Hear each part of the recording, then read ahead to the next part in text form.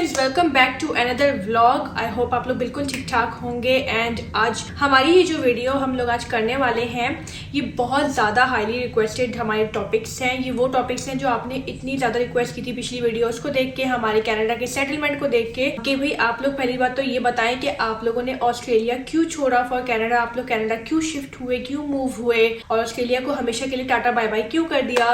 10 साल के बाद ऑलमोस्ट 10 ईयर्स की जर्नी हमारी ये थी। एंड सेकेंड, फिर उसके बाद ये क्वेश्चन सबसे ज़्यादा था कि कैनेडियन पीआर का प्रोसेस क्या रहा हम लोग, because as you guys know, most of you know कि हम लोग कनाडा में परमानेंट रेजिडेंस पे आए हैं। एंड इस weather is gonna be like direct entry था या फिर पीएनपी था या किसी और किस्म का जो है वो स्ट्रीम था। तो हम लोग इस तमाम क्वेश्चंस के जो है जवाब आपको देंगे इस 3 पार्ट वीडियोस में। और तीसरा जो पार्ट होगा फिर उसमें फिर हम आपको ये भी बताएंगे कि हम लोग का जो है वो यहाँ पे आने के बाद का एक्सपीरियंस, यानी कि स्पेशली जो इमिग्रेशन हमारा प्रोसेस था, लैंडिंग प्रोसेस था, वो सब हमारा क्या रहा, उसकी डिटेल भी हम आपसे शेयर करेंगे। तो this video is going to be the first part of it. आप लोग हमारी बहुत सारे लोग पिछली जर्नी से फॉलो कर रहे हैं, पिछले 2 साल से हमें ऑस्ट्रेलिया से ही फॉलो करते हुए आ रहे हैं। तो a lot of you guys know about this, but there are so many subscribers. Alhamdulillah that we are growing and we are becoming bigger family with 11,000 or more subscribers. हमने सोचा कि चलो एक रिवाइज वीडियो बनाई जाए, बताया जाए exactly what is the reason, ताकि आपके इन क्वेश्चंस का आंसर किया जाए। So let's begin. जो सबसे पहला और इम्पोर्टेंट रीजन है ऑस्ट्रेलिया छोड़ने का और कनाडा आने का, वो है पीआर। हम लोग ऑस्ट्रेलिया में पिछले 10 साल से मुकीम थे, मतलब रह रहे थे, बट विदाउट पीआर रह रहे थे। हम लोग स्टूडेंट वीजाज रिन्यू करते रहे और बाद में मतलब वर्किंग वीजा भी आया, 485 आया, दूसरे वीजाज भी आए, बट हम लोगों की पीआर नहीं थी। तो जो सबसे पहला और इम्पोर्टेंट रीजन है कनाडा आने का, हम लोग यहाँ पे अल्हम्दुलिल्लाह परमानेंट रेजिडेंट मूव हुए हैं और ये पीआर हमको ऑस्ट्रेलिया में ही मिल गई थी। और ये हमारी पीआर अप्रूव हो गई थी चंद महीने पहले, बट इसकी बात अभी नहीं है। ये मैं अब आगे वाली जो वीडियोस होंगी उसमें इंशाल्लाह आपको प्रोसेस पूरा बताएंगे कि कितना सीआरएस स्कोर रहा, क्या क्या चीजें हुई, क्या क्या डॉक्यूमेंटेशन हुई, आप लोग पाकिस्तान इंडिया वगैरह से किस तरह अप्लाई कर सकते हो।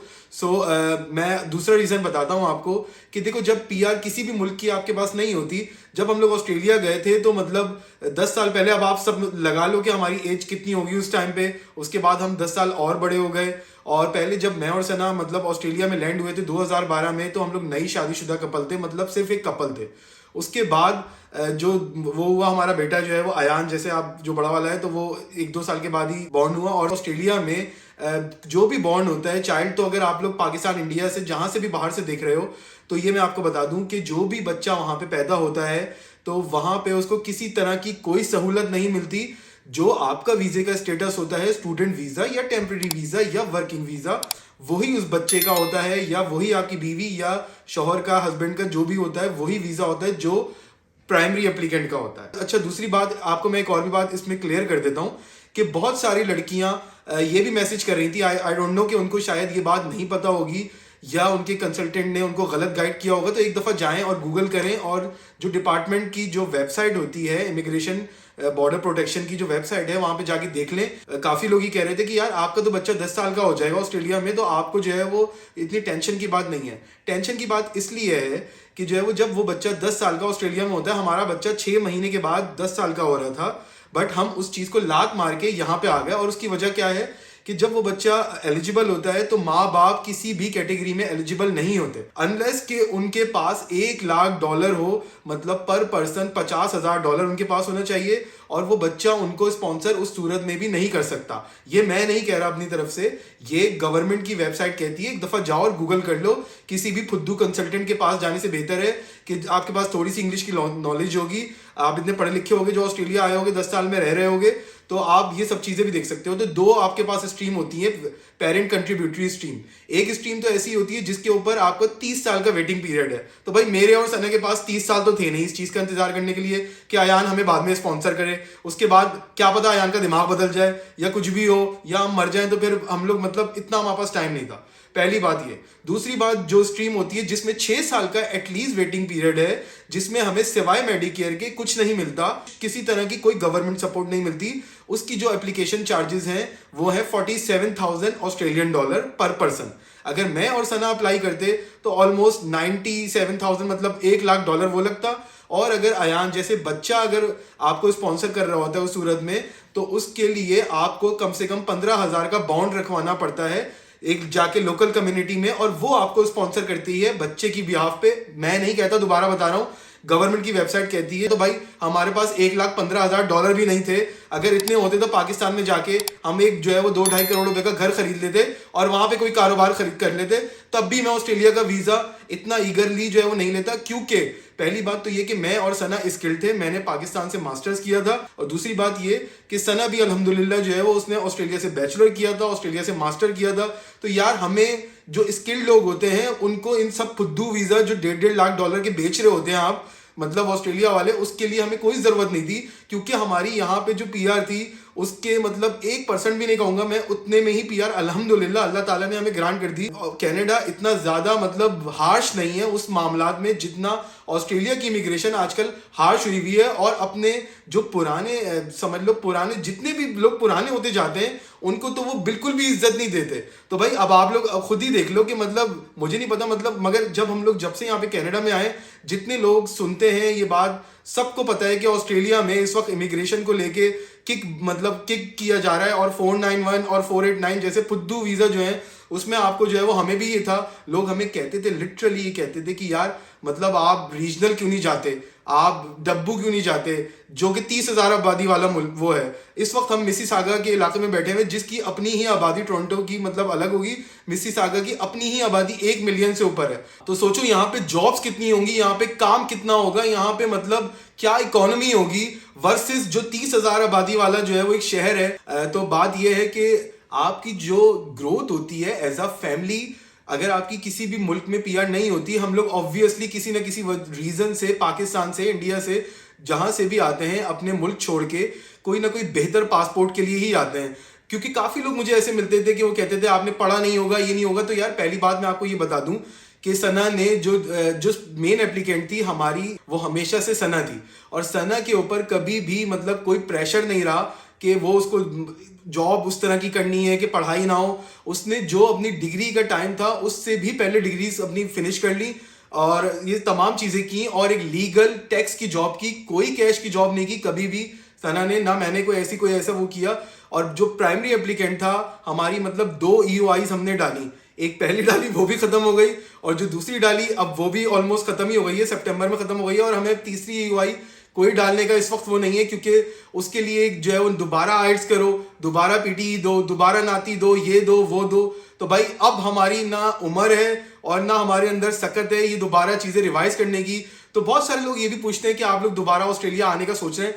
नहीं, हमारा कोई इरादा नहीं है दोबारा ऑस्ट्रेलिया आने का, क्योंकि ऑस्ट्रेलिया ऑलरेडी हमारे 10 साल खा चुका है। तो यार अब हम लोग मतलब इस लिम्बो में नहीं रह सकते कि हम यहाँ का पासपोर्ट ले लें और फिर वहां चले जाएं, ये कर लें, ऐसा कोई हमारा इरादा नहीं है। तो जो अल्लाह ने हमें गिफ्ट दिया है कनाडा की पीआर का, अल्हम्दुलिल्लाह हम उसको एक्सेप्ट करते हैं और उसका शुक्र अदा करते हैं। तीसरा एक और मैं आपको रीजन बताना चाहता हूं इसका, क्योंकि जब लोग बाहर आते हैं तो सबसे पहले वो ये सोचते हैं कि जो है वो यार हम अपना घर बनाएंगे। हमारा भी यही इरादा था, हम लोग टैक्स की जॉब करते थे, हमारी क्रेडिट हिस्ट्री बेहतरीन थी ऑस्ट्रेलिया में। हमने सोचा कि यार हम लोग ये मतलब एक दफा हमारी पीआर वो हो जाए, कि 2018 की बात बता रहा हूँ आपको, लिटरली 17 की, और हम लोग फिर अपना जो है वो एक घर बनाएंगे जहां हमारा एक परमानेंट सेटलमेंट होगा, हमारी फैमिली ग्रो होगी, सब कुछ होगी। बट ऐसा कुछ नहीं हुआ। और हमारे पास कभी अगर मैं एड्रेस के अलावा आपके अगर हो सका तो अपना रेंटल लेजर जरूर आपके साथ शेयर करूंगा। लिटरली आपको यकीन नहीं आएगा, हमने ऑस्ट्रेलिया में 5 सालों में ऑलमोस्ट $90,000 जो है वो हमने अपने घर का रेंट अदा किया है। सही है। अब यही काम अगर हमारी पीआर होती तो हम 90,000 टूवर्ड्स अपनी ही जो है वो ग्रोथ के ऊपर खर्च करते, और वो 90,000 आज को शायद 2018 में अगर हम वो चीज करते तो आज को वो शायद 90,000 घरों की वैल्यू सोचो कितनी बढ़ गई। मतलब उस वक्त 2017-18 में जो लोगों ने घर लिए थे 4-4, 5-5 लाख के ऑस्ट्रेलिया में, आज कम से कम वो 1 मिलियन के हो गए। तो इस वक्त हमने कितना लॉस किया होगा, लाखों डॉलर, आप मतलब अंदाजा भी नहीं लगा सकते। बट अल्हम्दुलिल्लाह हम लोग इतनी जिंदगी में पॉजिटिव होते हैं, इतना मतलब अपनी जर्नी से आप लोगों को मतलब मोटिवेट करना चाहते हैं। लड़कियों के आज भी मैं नाम नहीं लूंगा, ऐसे मैसेजेस आते हैं मतलब रोते भरे कि जो है वो हमारे पास कनाडा की पीआर है, मगर लड़के जो है वो किसी भी हालत में ऑस्ट्रेलिया छोड़ने को तैयार नहीं है। 489 पे जो है वो कुत्तों की तरह धक्के खा रहे हैं वहां पे, 491 यार 491 इज नॉट अ पीआर। मैं पहले आपको बता दूं 491 489 कोई पीआर नहीं है, वो पीआर पाथवे है। बहुत सारे फुद्दू यूट्यूबर ऐसे भी होंगे आपको शायद कि वो उन्होंने हमारे ऊपर वीडियो बना रहे होंगे या कुछ कर रहे होंगे, जो भी कर रहे होंगे मुझे कोई फर्क नहीं पड़ता उससे अल्हम्दुलिल्लाह, क्योंकि हम पीआर पे आए हैं। अगर वो अपने एक दफा जाके लिटरली उनसे पूछो कि आपके पास कौन सा वीजा है, वो बताएंगे 491। भाई 491 पीआर नहीं होती, वो पाथवे टू पीआर होता है।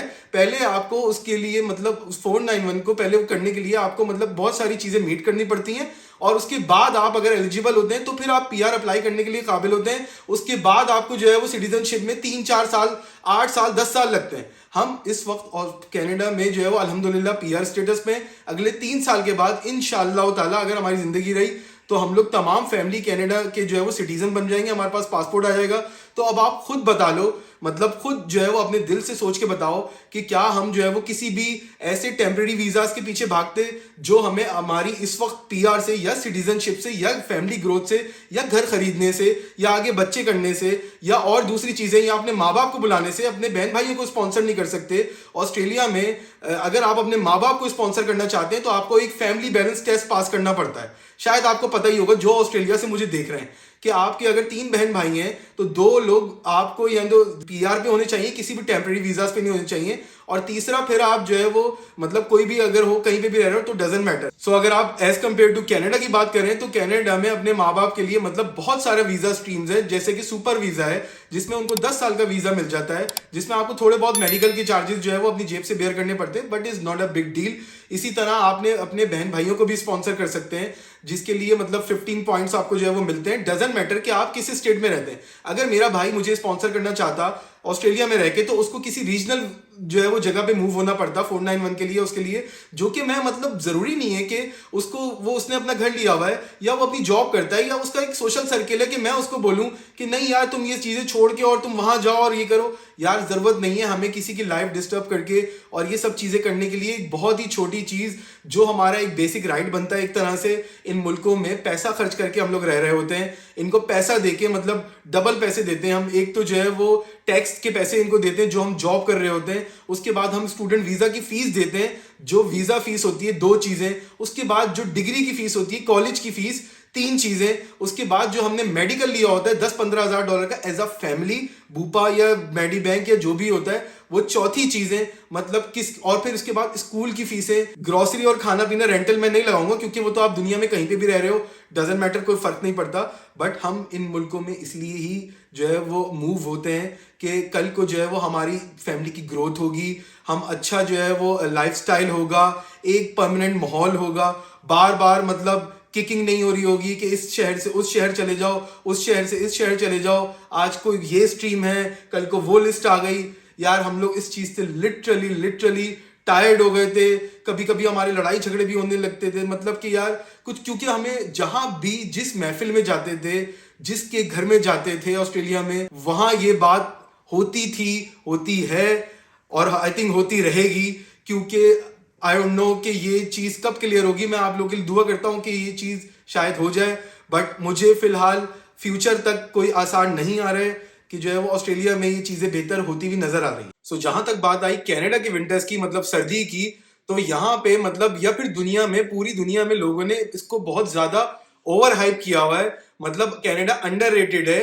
अगर एज कम्पेयर टू बात करें ऑस्ट्रेलियन सिटीजन्स की, बहुत सारे मेरे दोस्त थे या उनके दोस्त थे जानने वाले थे। सो जितने भी ऑस्ट्रेलियन सिटीजन्स हैं, अमेरिकन सिटीजन हैं, कैनेडियन सिटीजन्स हैं, जितने भी वेस्टर्न कंट्रीज वाले हैं, वो तमाम लोग जाके मिडल ईस्ट को आबाद कर रहे हैं और अपने आइडियाज लेके, टेक्नोलॉजी लेके। शेखों का सिर्फ पैसा ही होता है यार, और क्या होता है। जो पाकिस्तान इंडिया वाले लोग होते हैं वो लेबर में होते हैं, जो वेस्टर्न कंट्रीज वाले होते हैं जिनके पास बड़े बड़े पासपोर्ट होते हैं, अमेरिका हो गया, कनाडा हो गया, ऑस्ट्रेलिया हो गया, यूके हो गया, वो लोग वहां जाके लीडरशिप रोल्स में लाखों डॉलर कमा रहे हैं, वो भी टैक्स फ्री।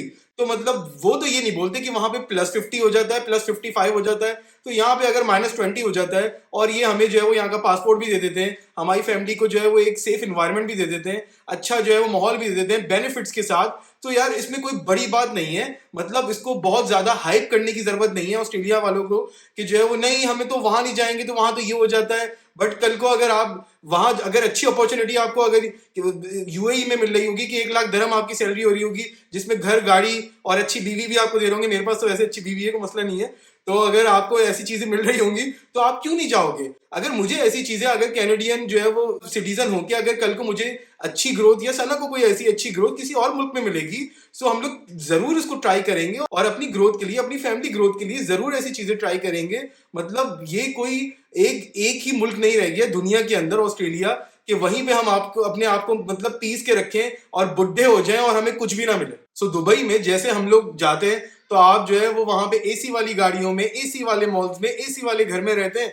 इसी तरह कनाडा के अंदर भी भाई हीटर भी होता है, गाड़ियों में भी हीटर होता है, घरों में भी हीटर होता है और मॉल्स के अंदर भी हीटर लगा हुआ ही होता है और चलता भी रहता है, क्योंकि यहाँ पे लोड शेडिंग नहीं होती। तो ऐसा शर ने जिस तरह बोला उसको एक छोटी सी समरी अगर हम दे दें तो हमारा मेन मकसद कनाडा आने का ऑस्ट्रेलिया छोड़ के ऑलमोस्ट 10 साल की जर्नी के बाद यही था, क्योंकि वहाँ की immigration policies were not favourable for us to grow our family as a whole, जिसमें बहुत सारे पॉइंट्स जैसे कि घर बनाना, अपने पेरेंट्स को बुलाना, अच्छी गाड़ी खरीदना, अच्छे जो है वो लाइफस्टाइल को करना, specially important thing certainty life की जो है वो नहीं होती है अगर आपकी परमानेंट रेजिडेंसी ना हो जाए। भले से आप एक पीआर पाथवे के वर्क वीजे पे क्यों ना आप लोगों से पूछें, 491 किसी के पास है या 489 किसी के पास है, क्या आप घर खरीद सकते हो? वो बोलेगा नहीं खरीद सकते। फेमस यूट्यूबर है, उन्होंने भी यही बताया हुआ है। तो इट्स डेफिनेटली इट, जब तक आपकी परमानेंट रेजिडेंसी नहीं होती आपको जो है वो एज अ लड़की मैटरनिटी लीव नहीं मिलती, आपको गवर्नमेंट से पैसे नहीं मिलते हैं उस चीज़ों के जो आपका हक है, जो नॉर्मल लोगों का जो है वो वहाँ पे रहने वाला बेसिक एलिजिबिलिटी है। बच्चा पैदा कर रही हो, मैटरनिटी लीव मिलती है, आपको जो है वो बच्चे को पालने की भी जो है वो पैसे मिल सकते हैं। And why not, like if you cannot work because you're raising the children, so there are so many benefits attached after you become a permanent resident, then you become a citizen, you get a passport, you can travel anywhere in the world, but वो चीज़ें तब तक नहीं मिलती हैं जब तक आपकी permanent residency नहीं हो जाती। So that was the main reason for us कि हम लोगों ने डिसाइड किया that's it, this is the end of our Australian journey because now we have a better opportunity and इंसान को हमेशा लाइफ अपॉर्चुनिटीज़ को ज़रूर अवेल करना चाहिए जो आपको बेहतर अपॉर्चुनिटी होती है। अगर आप उस वक्त उस अपॉर्चुनिटी को अवेल नहीं करोगे ना, इट विल लूज। और हमारी एज ऐसी हो रही थी, आई वॉज बिकमिंग ऑलमोस्ट 30 और अशर भी जो है 40 से अबव हो रहे थे। हमारे पास इतना टाइम नहीं था कि हम लोग मजीद इमिग्रेशन के पॉइंट्स कलेक्ट करने में मजीद टाइम गुजारते और मजीद बाकी मुल्कों की भी अपॉर्चुनिटीज़ को लूज कर देते। And one of the most important factor जो बहुत लोग छोड़ देते हैं सोचना, वो क्योंकि ऊबर और सिक्योरिटी कर करके इतना ज़्यादा आदी हो जाते हैं इस चीज़ के कि यार आप लोग जॉब ग्रोथ नहीं कर सकते। यानी कि अगर आप अपनी कोई जो है वो $25 पर आवर की जॉब, कोई नॉर्मल जॉब कर रहे हो बिकॉज यूर ए स्टूडेंट, ठीक है, लेकिन जब आपकी परमानेंट रेजिडेंसी होती है then you can grow yourself in a job situation.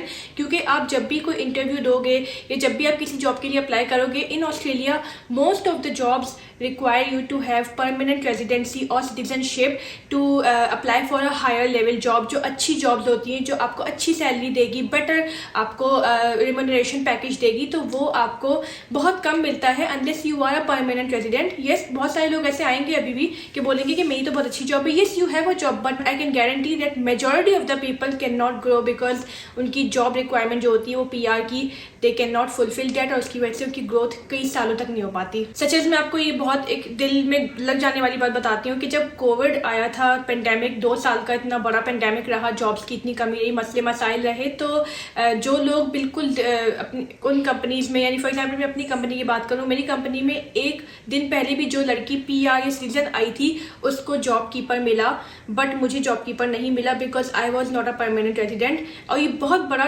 Factor था बिकॉज उस वक्त कोविड की वजह से इन्फ्लेशन जो बढ़ी और जो जॉब्स की जो है वो कमी हुई, उसकी वजह से we were in a very bad situation. उस वक्त हमें ज़रूरत थी और एक्स्ट्रा पैसों की कि हम लोग जो है वो कीप अप कर पाएँ पेंडेमिक में, जिस तरह PR लोग करते हैं, जिस तरह सिटीजन लोग करते हैं। हमारा भी हक है, हमने भी 10 साल लगाए हैं यार इस मुल्क में, but that did not happen quite well.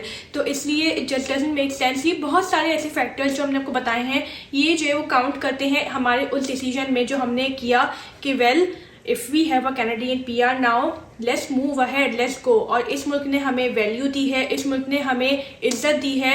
यहाँ पे हम कभी भी हम आए नहीं थे, कभी विजिट नहीं किया, कोई स्टूडेंट वीज़ा नहीं डाला, नथिंग एट ऑल। हम लोगों ने all we did with applied Canadian PR from Australia और हमने अपनी किस्मत ट्राई की and we just got it. And उसकी पूरी स्टोरी जो है वो अगली वीडियो में आपको मिल जाएगी पूरी डिटेल में। लाइक आई थिंक काफ़ी लंबी वीडियो होगी तो पॉपकॉर्न लेके बैठिएगा, but it's gonna be very exciting और आपको सब कुछ समझ में आ जाएगा कि क्या प्रोसेस होता है। बट एनीवे इस वक्त के लिए यही है कि या this was something that was so valuable for us and we were so grateful to Allah कि उसने हमें इतना बड़ा तोहफा दिया, क्योंकि हम जिस अनसर्टेनिटी में थे ऑस्ट्रेलिया में, डेट वॉज नॉट बेयरेबल। हम लोगों को यहाँ आके एक सर्टेनिटी मिली है अल्हम्दुलिल्लाह। स्ट्रगल्स अपनी जगह चलती रहेंगी, बट हमारा कोई कंपैरिजन बनता नहीं है ऑस्ट्रेलिया और कनाडा के बीच में, क्योंकि हम लोग ऑस्ट्रेलिया में एक टेम्परेरी वीज़े पे थे और हमारे पास पाकिस्तानी पासपोर्ट था, हमारे पास कोई और पासपोर्ट नहीं था। वर्सेस उन लोगों के लिए जिनके पास कोई ना कोई ऑस्ट्रेलियन या कैनेडियन पासपोर्ट होता है, they can compare easily because उनके पास वहाँ जाने का एक चांस होता है। बट हमारा लास्ट चांस क्या होता, Pakistan. So you can definitely summarise with this thing. तो हमें हमेशा उन चीज़ों की वैल्यू करनी चाहिए जो चीज़ें हमें वैल्यू करें, जो चीज़ें हमें इज्जत दें और हमारी स्किल्स की कदर करें, और इस मुल्क ने वो किया। सो इसी नोट के साथ हम आप लोगों को इस वीडियो के लिए इजाज़त देते हैं। अपनी दुआ में याद रखिएगा और हमारी नेक्स्ट वीडियो का ज़रूर वेट करें। अगर आप लोगों ने सब्सक्राइब नहीं किया प्लीज़ डू सो, क्योंकि नेक्स्ट वाली वीडियो बहुत एक्साइटिंग है। और नोटिफिकेशन के लिए बेल आइकन दबा दें, उसकी वजह से आपको नोटिफिकेशन आ जाएगा फ़ौरन, और आपके होम पेज पे भी हमारी वीडियो आ जाएगी जो नेक्स्ट होगी कैनेडियन PR स्टोरी।